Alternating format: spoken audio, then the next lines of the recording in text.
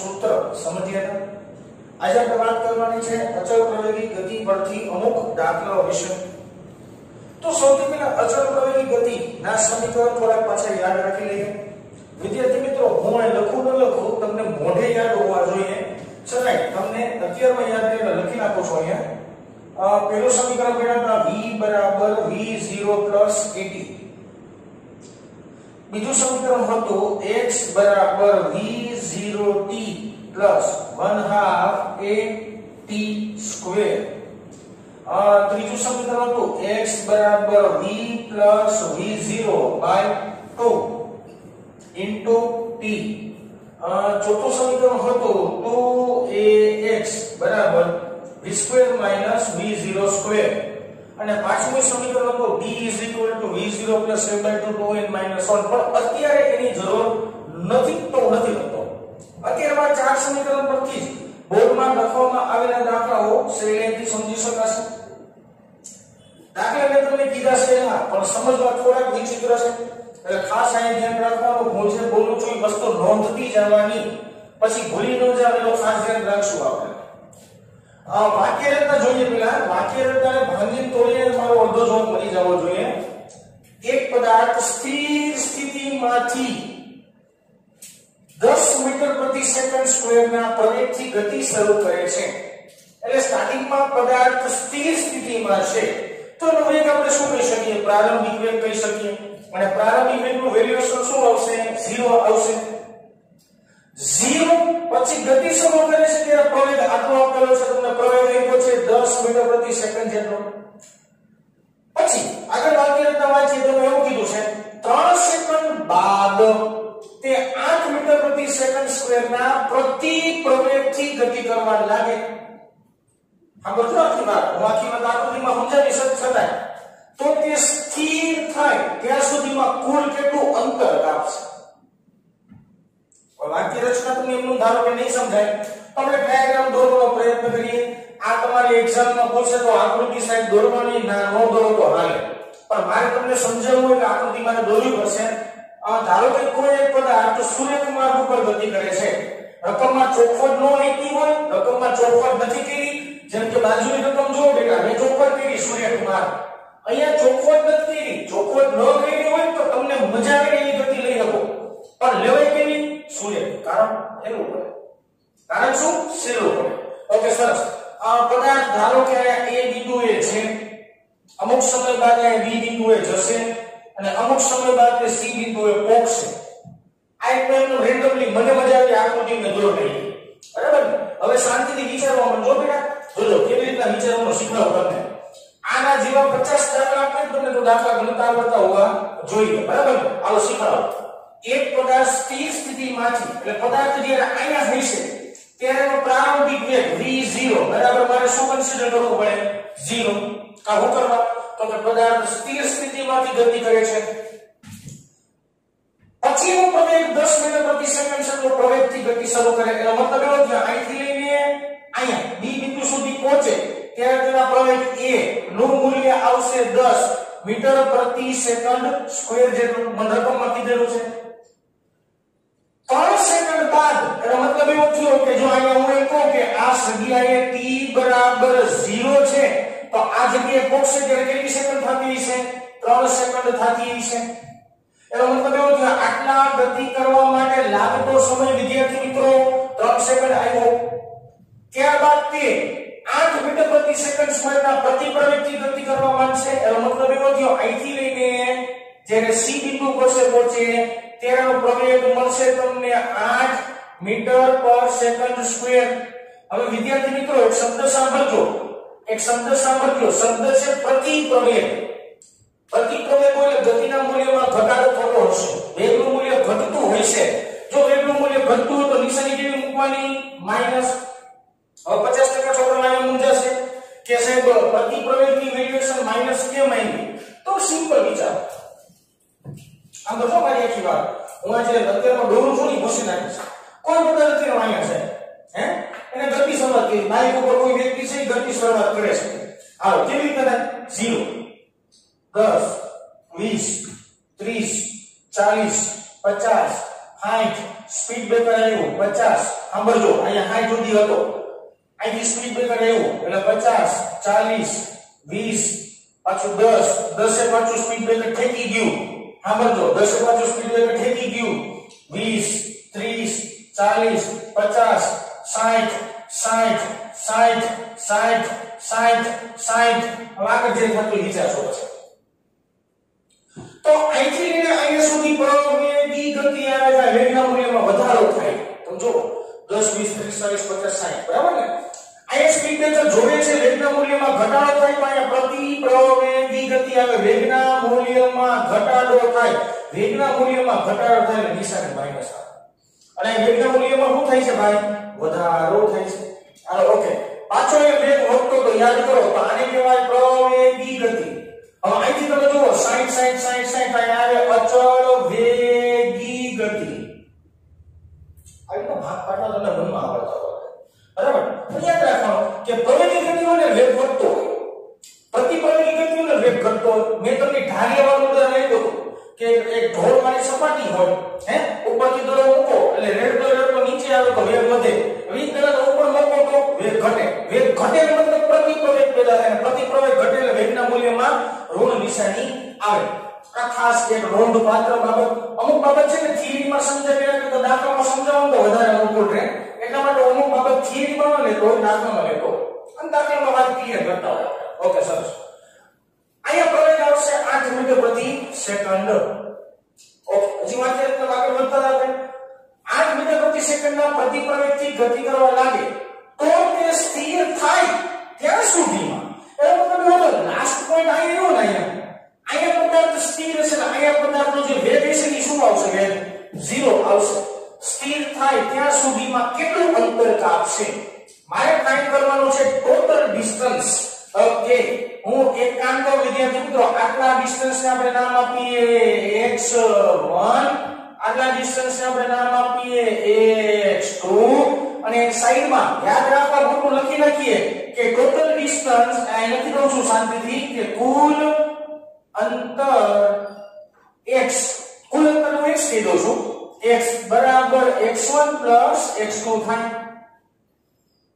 અહીંથી માં સુધીનું કુલ અંતર ગોતું તો આપણે નેક્સ્ટ ધારી લીધું તો કુલ અંતર x1 x2 બધું હશે ઓકે સરસ આ વાક્ય રચના મેં તમને સમજાવી કે આવી રીતના દાખલો છે સેકન્ડ ક્વેશ્ચન આવશે સાહેબ ઇક્વેશન સમીકરણ કેવું વાપરવું કેવી રીતના વાપરવું શું કરવા વાપરવું ત્રણ પ્રશ્નનો જવાબ જીવનમાં મળવો જોઈએ કેવું વાપરવું કેવી રીતના વાપરવું અને શું કરવા વાપરવું બરાબર ને નો વાપરી તો જીવનમાં હું ઓળખ આવી જાય એ તમને સમજાઈ જવી જોઈએ બરાબર આવો સમજીએ સૌથી પહેલા બે ગાળા છે AB નો ગાળો એક છે CB નો ગાળો બીજો છે તો બે ગાળા માટે ચર્ચા કરીએ તો સૌથી પહેલા આપણે વાત કરીએ A થી B સુધીની ગતિ માટે A થી B સુધીની ગતિ માટે એટલે કોઈ પદાર્થ A થી B સુધી ગતિ કરે તો ક્યાં સુધીની આપણે ચર્ચા કરવાની છે ઓકે સરસ હવે ધ્યાનપૂર્વક જો A થી B ગતિ દરમિયાન શું પ્રક્રિયા છે આખી તો પ્રારંભિક વેગ છે આ છે પ્રવેગ છે સમય આપ્યો છે તો આ સમય 3 સેકન્ડ છે અહીંથી અહીંયા સુધીનો સમય કેટલો છે 3 સેકન્ડ છે હું આ સાઈડમાં નોંધતો જાઉં છું બરાબર ને કેટલી બાબત મારી પાસે છે ઓકે સરસ જો પ્રારંભિક વેગ છે પ્રવેગ છે સમય છે કાપેલ અંતર x1 મારે ફાઇન્ડ કરવાનું છે આટલી વસ્તુ મારી પાસે ઓલરેડી છે તો આ બધી વસ્તુને સંકળાવું આખી વાત સંકળાઈ જતી હોય એવું સમીકરણ મારી પાસે કયું એમાં પ્રારંભિક વેગ આવવો જોઈએ પ્રવેગ આવવો જોઈએ સમય આવવો જોઈએ અને સ્થાનાંતર અથવા તો સ્થાન અથવા અંતર આવવું જોઈએ અત્યારમાં બધે શબ્દ એક જ થાય કારણ કે સુરેખ માર્ગ ઉપર ગતિ છે મેં લાસ્ટ લેક્ચરમાં તમને ડિફિકલ્ટીમાં કહી દીધું હતું કે સુરેખ માર્ગ ઉપર ગતિ હોય તો બધે શબ્દ સરખા થાય તો મનમાં વિચારજો હું એ સ્થાન બોલું કે સ્થાનાંતર બોલું લાઈટ થઈ જવી જોઈએ વાત છે સમીકરણનું સિલેક્શન પેલું સમીકરણ વાપરી શકાય તો કે ના કા અંતિમ વેગ છે આ અંતિમ વેગ b પાસેનો વેગ થાય ને અને પ્રારંભિક વેગ થયો તો a થી b ગતિમાં b પાસેના વેગનો અંતિમ વેગ કહેવાય એ નથી મળતા તેની બુદ્ધિમાં નથી આપણને ઓકે ત્રીજું સમીકરણ જો એમાં અંતિમ વેગ છે આ છે નો ચાલે ચોથું સમીકરણ સમીકરણ જો અંતિમ વેગ છે તો એવું ચાલે તો દેશી ભાષામાં જોવા જાય તો ત્રણ સૂત્ર તો વયા જ ગયા અંતિમ વેગ એટલે વિદ્યાર્થી મિત્રો b પાસેનો વેગ જે મને રકમમાં નથી આપેલો હા હું શોધી શકું કેવી રીતે શોધી રીતે આપણે કરી દઉં પણ એ શોધી શકાય પણ આપેલું નથી તો મારે બીજા નંબરનું સમીકરણ વાપરવું પડે હાલો બીજા નંબરના સમીકરણમાં વિદ્યાર્થી મિત્રો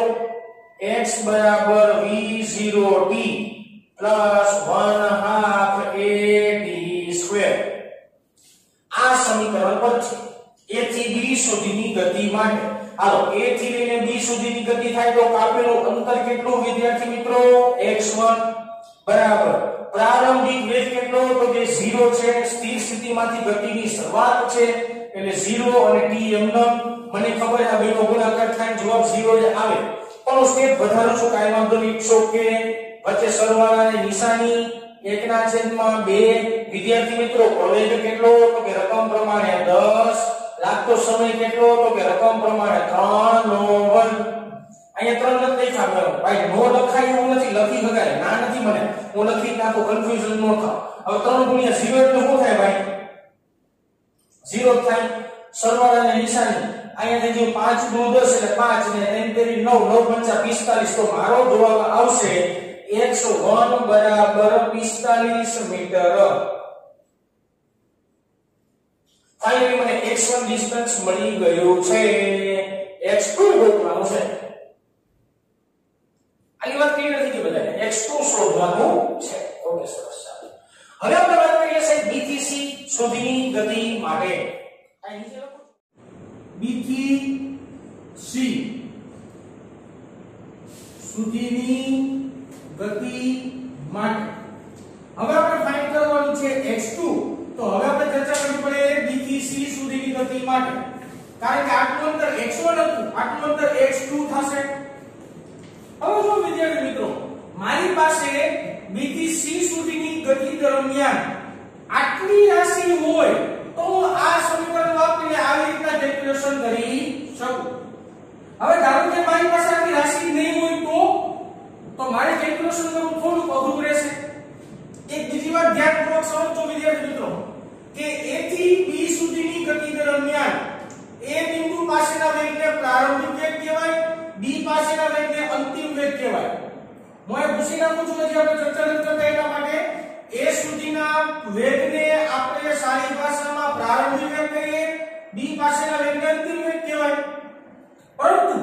b થી c સુધીની ગતિ માટે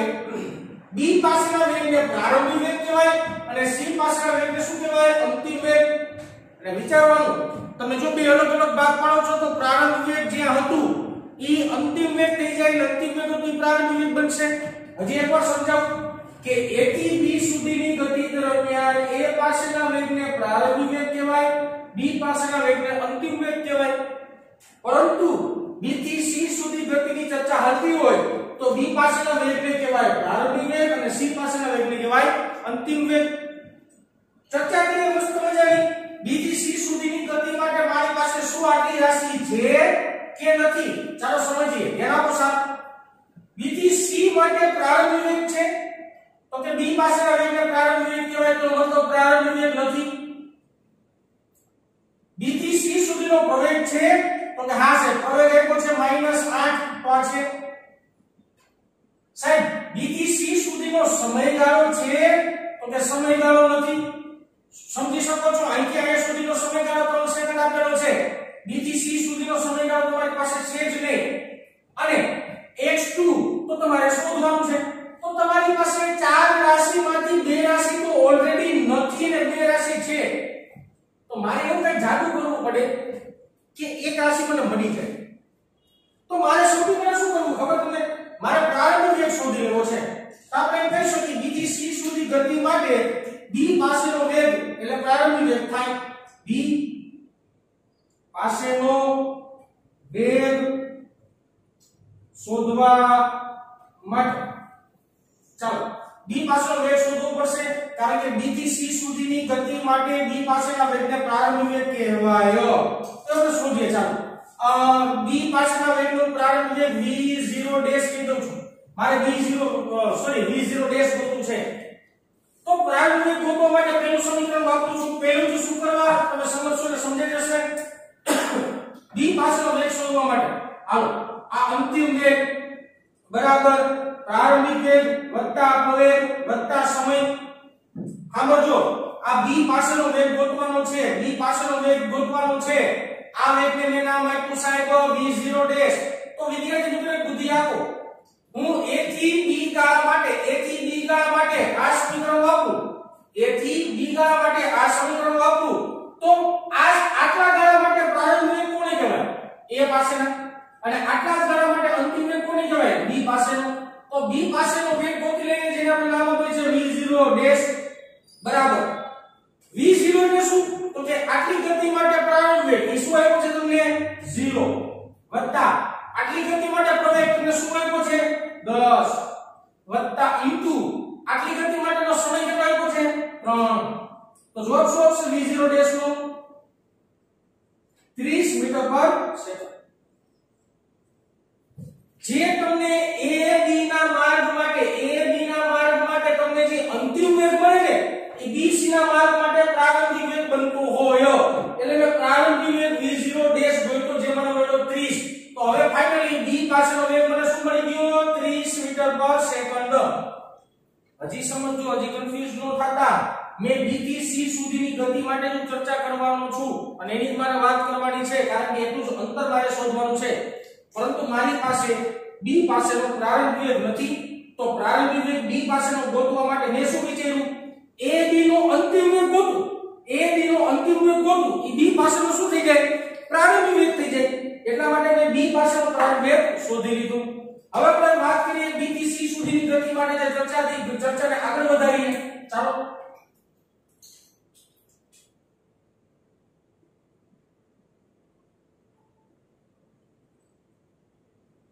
ઓકે ઈ ચર્ચાને આગળ વધારીએ તો લખવું પડે b થી c સુધીનું અંતર અથવા સ્થાનાંતર x2 શોધવા માટે b થી c સુધીનું અંતર x2 મારે શોધવું છે. સરસ. ચાલો હવે શું હશે? કેટલા સમીકરણ ન વાપરી શકાય કેટલા વાપરી શકાય ધ્યાન આપજો ખાસ. આ એક દાખલાની અંદર મારે તમને બધી બાબતો સમજાઈ દેવી છે. આ સમીકરણ વાપરીએ કે આમાં અંતર છે કે નહીં આવે. આમાં અંતર છે આ વિચારશું. આમાં અંતર છે આ વિચારશું. આમાં અંતર છે આ વિચારશું. પેલું તો ન જાય કારણ કે અંતર શોધવાનું છે તો પહેલા સમીકરણમાં અંતર જ નથી. હવે બીજું સમીકરણ જો x v0 t તો મને b થી c સુધીનો સમય આપેલો છે નથી આપેલો નો આવે. આમાંય સમય છે નો આવે. વધુ b થી c સુધીનો મારી પાસે સમય ગાળો નથી તો મારે જેમાં સમય નો હોય ને વપરાય. ઓકે તો હવે આ સમીકરણ શેનું વાપરીશ? v2 v02 2ax સમીકરણ પરથી b અને c માટે અંતિમ વેગ શું છે? 0 માઈનસ b અને c માટે પ્રારંભિક વેગ શું છે? તો કે v0 ડેશ કેટલો છે? 30 નો વર્ગ. એ -30 નો વર્ગ નથી હો, +30 નો વર્ગ છે. સાંભળજો -30 નો વર્ગ નથી +30 નો વર્ગ છે. બરાબર. બગલો a એટલે શું? તો કે b અને c વચ્ચેનો પ્રવેગ કેટલો છે? -8 અને x એટલે અંતર જેને આપણે કહીએ x2 આપો સાદું ભાઈ -12 છે 30 નો વર્ગ 30 નો 9 થાય 900 અને માઈનસ આગળ તો માઈનસ એમ બરાબર 8 દુ 16 એટલે -16 અને x2 એમ બે બાજુ માઈનસ માઈનસ ઉડી ગયા x2 ને સૂત્રનો કરતા બનાવો એટલે 900 ના છેદમાં 16 થાય 900 ના છેદમાં 16 એટલે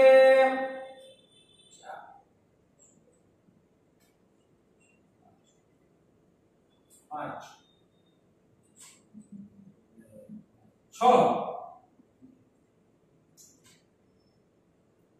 આવો કે લગભગ જવાબ આવશે તમે કેલ્ક્યુલેટરમાં કરી લેજો નિયમ અબાઉટ આવો કે જવાબ આવવો જોઈએ તો આ x2 મેળવ્યું ને 56.2 મીટર જેવો જવાબ લગભગ આવે તમે કેલ્ક્યુલેટરમાં કરજો એટલે પોઈન્ટ પછી હજી એક આંકડો આવશે બરાબર ને લગભગ આટલો જવાબ આવતો હશે હવે મારે શોધવાનું છે a અને c સુધીનું કુલ અંતર તો કુલ અંતર માટે મારી પાસે ઇક્વેશન છે અને મારી પાસે કિંમત પણ છે તો મૂકી દઈએ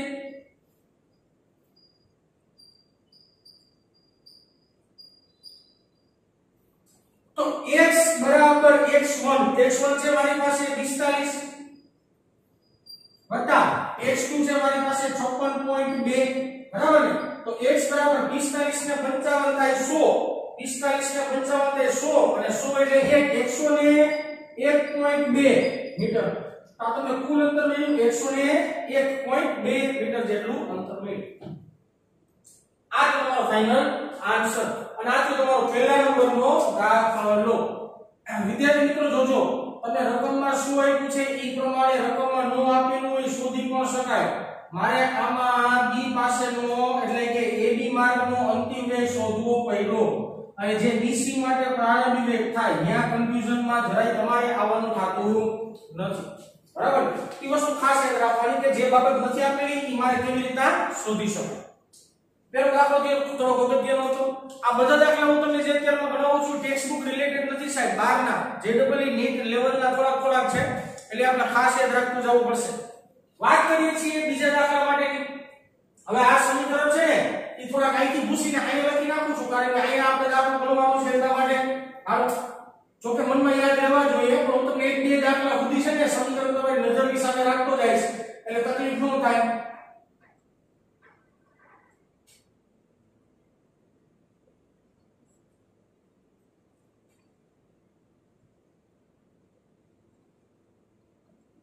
Okay.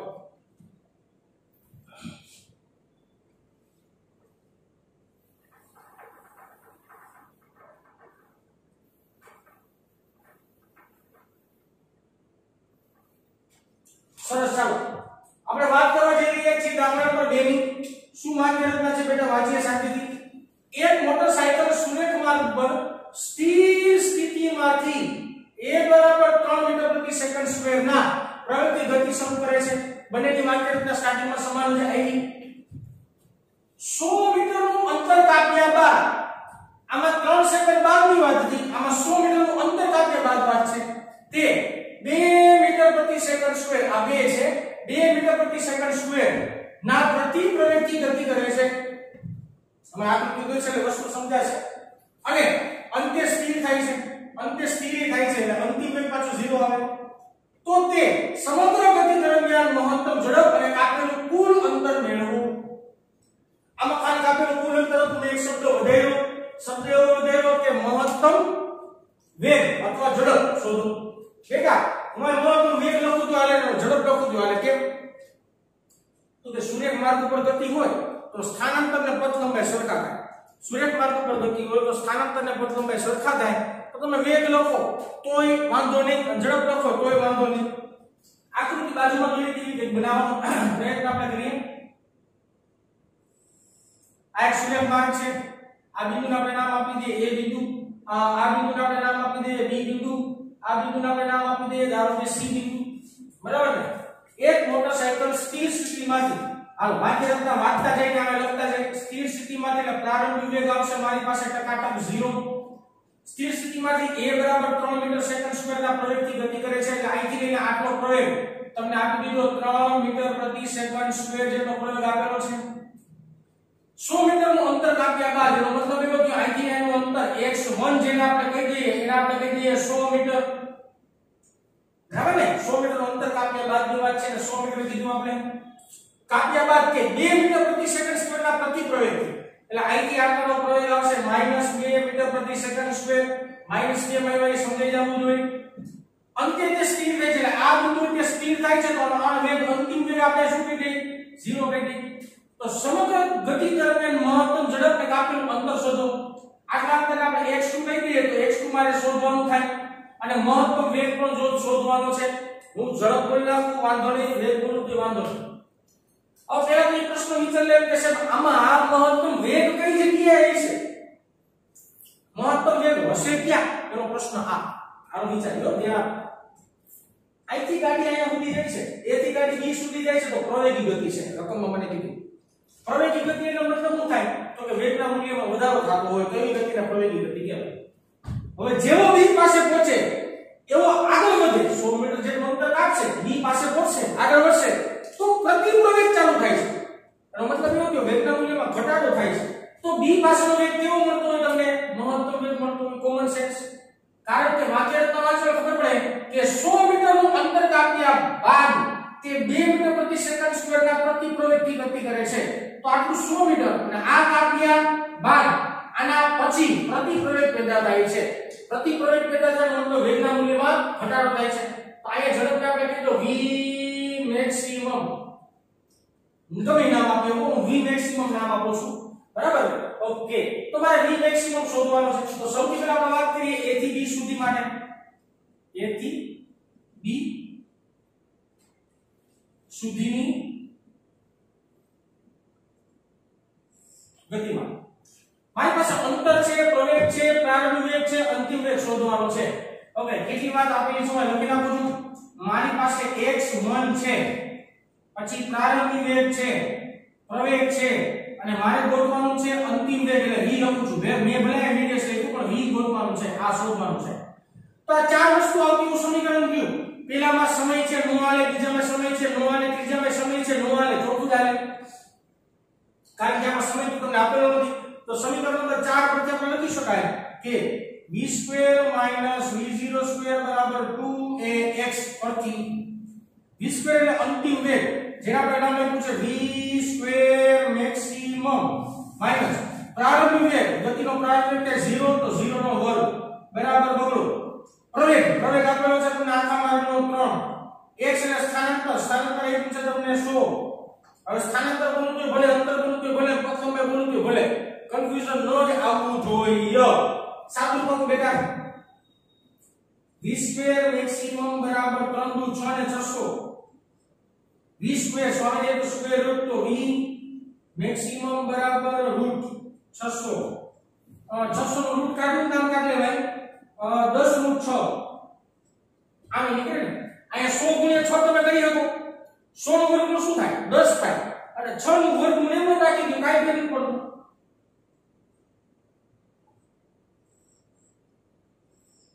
આ મેં તમને v મેક્સિમમ નો જવાબ એનો મતલબ એવો કે પહેલા પ્રશ્નનો જવાબ મળી ગયો મારે ગોતવાનું છે કાપેલું કુલ અંતર એટલે x2 શોધવું પડે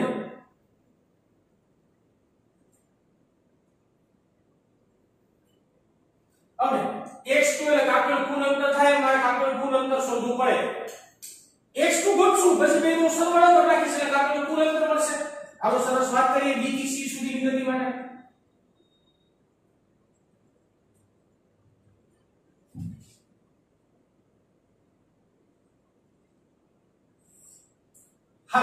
b થી c સુધીની ગતિ માટે આપણે ચર્ચા કરી નાખો તો b પાસે અને c પાસે આટલા ગાળાની અંદર મારી પાસે પ્રવેગ છે આનો નોંધો જાવ મારી પાસે પ્રવેગ છે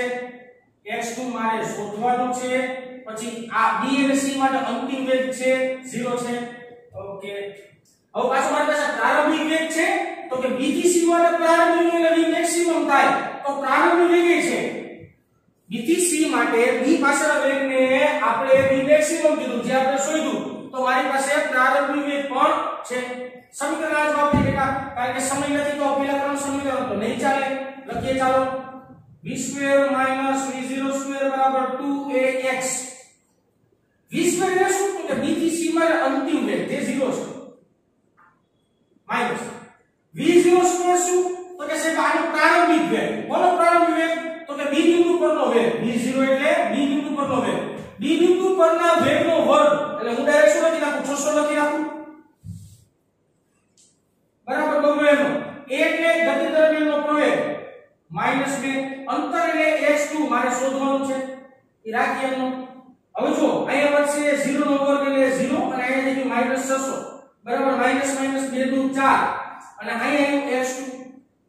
4 સોરી માઈનસ ઉડી જાય તો x2 બરાબર 600 ના છેદમાં 4 600 ના છેદમાં 4 લખશું તો ખબર પડે ને 15 દુ 30 15 તેરી 45 15 ચોકુ 60 15 ચોકુ 60 પણ 150 ચોકુ 150 થાય ને ખબર પડે કે ન પડે 15 ચોકુ 60 150 ગુણ્યા 150 થાય એટલે આ મેળવું x મારે શોધવાનું છે કાપેલું કુલ અંતર એટલે બે અંતરનો સરવાળો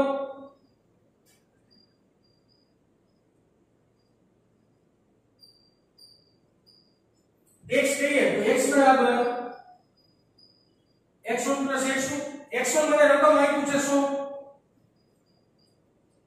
x નું આપ્યું છે 150, જવાબ આવે 250 મીટર. આ મેળું મને કાપેલું તો હવે સિમ્પલ દાખલા થોડા ક્રિટિકલ દાખલા કે જેમાં તમારે વાક્ય રચના ખાસ સમજવી પડે, વાક્ય રચના ખાસ વાંચવી પડે. બેટા આ જ વસ્તુ ક્યારે આવે ખબર તમને? તમે જેમ વધારે પ્રેક્ટિસ કરતા જશો ને તેમ તમને આ બધી વસ્તુ એમનેમ આવડતી જશે. અને પ્રેક્ટિસ માટે આપણે ઊભા નથી રહેતા. હજી આવા બે ચાર દાખલા ગણવાનો પ્રયત્ન કરીએ જેના દ્વારા બધી વસ્તુ બહુ વધારે ક્લિયર